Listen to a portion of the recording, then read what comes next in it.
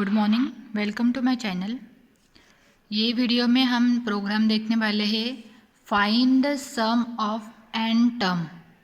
मतलब यहाँ पे जो टर्म दी है वो हमें आउटपुट चाहिए।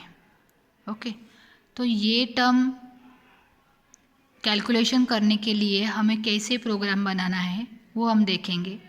Okay, so first right the hash include, header file लिखना है hash include stdi.h hash include conio.h, ये हेडर फाइल लिखना है। उसके बाद वॉइड मेन, फिर कर्ली ब्रैकेट ओपन। ओके, फिर उसके बाद वेरिएबल डिक्लेरेशन। ये प्रोग्राम में हम क्या क्या वेरिएबल यूज़ करेंगे, हम नंबर यूज़ करेंगे। मतलब एक ये first number, second number, third number, fourth number, ये नंबर यूज़ करेंगे। फिर उसका हमें सम फाइंड करना है। सम फाइंड करना है तो इनिशियली सम की वैल्यू 0 लिखेंगे। उसके बाद फैक्ट, मतलब यहाँ पे हमें फैक्टोरियल भी कैलकुलेट करना होगा, तो हमें फैक्ट की वैल्यू इनिशियली हमें 1 लेना है। अगर 0 ली तो सारे कैलकुलेशन 0 ही आएंगे, इसलिए फैक्ट की वैल्यू हमें 1 ही लेना है क्योंकि उसमें मल्टीप्लिकेशन करना है। एंड यहाँ पे बहुत सारे टर्म है तो हमें आई यूज़ करेंगे। अगर बहुत सारे टर्म हम कैलकुलेट करते हैं तो हम वेरिएबल आई यूज़ करते हैं। ओके, तो ये हमारा वेरिएबल डिक्लेरेशन हुआ। उसके बाद जब हम आउटपुट रन करेंगे तो हमें पहले मैसेज चाहिए, enter the number of term. ये हमें मैसेज पहले आउटपुट स्क्रीन पे दिखना चाहिए, enter the number of term. अगर वो मैसेज आया तभी हम ये नंबर हम एंटर करेंगे। आप कोई भी नंबर एंटर कर सकते हैं, ये 2 नंबर भी एंटर कर सकते हैं, 3 नंबर भी, और 100 नंबर भी आप एंटर कर सकते हैं। फिर उसके बाद जो नंबर हम एंटर करेंगे वो हमें कंप्यूटर के मेमोरी में स्टोर करना है, तो इसके लिए हमने यूज़ किया स्कैनएप %d एंड %n। आपको ये सिंटैक्स याद रखना है। फिर हमारा कैलकुलेशन स्टार्ट किया। आई की वैल्यू 1 है, यहाँ पे आई की वैल्यू 2, आई की वैल्यू 3। तो यहाँ पे आई की वैल्यू 1 कंसिडर की, मतलब आई की वैल्यू 1 लेना है। मतलब फर्स्ट नंबर पे आई, यहाँ पे आई की वैल्यू ये है तो यहाँ पे हमने 1 यूज़ किया। आई की value less than is equal to 0, मतलब आई की वैल्यू 0 नहीं होनी चाहिए क्योंकि ये हमारा कितना है, इन्फिनिटिव तक हम बढ़ा सकते हैं। तो आई की वैल्यू हमें देना, आई की कंडीशन देना है कि 0 नहीं होनी चाहिए आई की वैल्यू। अगर 0 आई तो सारे कैलकुलेशन 0 ही आएंगे।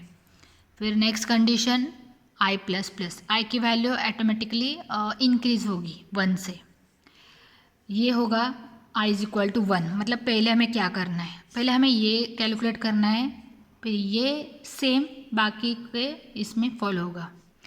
तो फर्स्ट वाला हमें कैसे सॉल्व करना है वो हम देखेंगे। तो पहले ये कैलकुलेशन सॉल्व करने के लिए हमें पहले फैक्टोरियल कैलकुलेट करना होगा।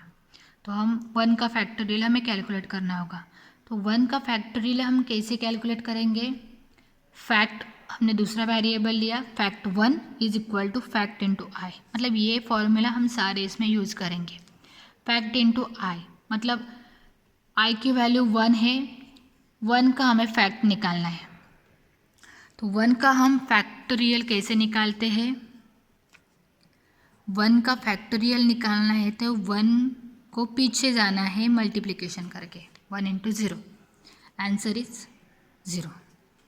बस 1 फैक्टोरियल मतलब 1 और उसके आगे का पीछे का नंबर 0, दोनों का मल्टीप्लिकेशन करना है। फिर ये हमने किया, आई की वैल्यू 1 है, फिर यहाँ पे 1 इंटू फैक्ट किया, मतलब 1 का फैक्टोरियल हमने कैलकुलेट किया, क्योंकि फैक्टोरियल हम प्रोग्राम में डायरेक्टली कैलकुलेट कर सकते हैं। तो 1 का फैक्टोरियल हमने कैलकुलेट किया। उसके बाद 1 का फैक्टोरियल होने के बाद हमें ये डिवाइड करना है 1 अपॉन 1 फैक्टोरियल। तो ये हम कैसे फॉर्मूला में लिखेंगे,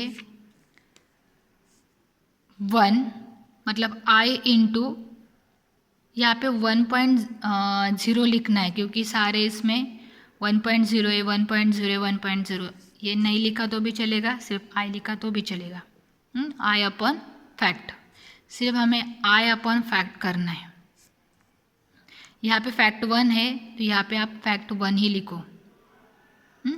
मतलब ये फैक्टोरियल कैलकुलेशन के बाद ना हमें आई अपॉन फैक्ट 1 करना है सिर्फ।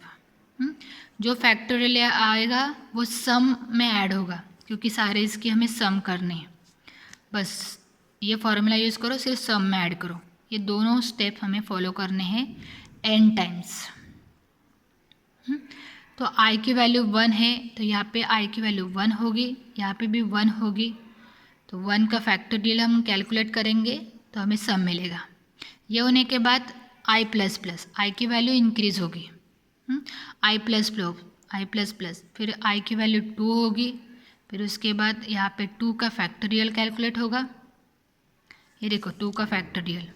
फिर उसके बाद i अपॉन 2 फैक्टोरियल, ये कैलकुलेट होगा। बस ये दोनों स्टेप हमें n टाइम्स फॉलो करने हैं। फिर जब तक i की वैल्यू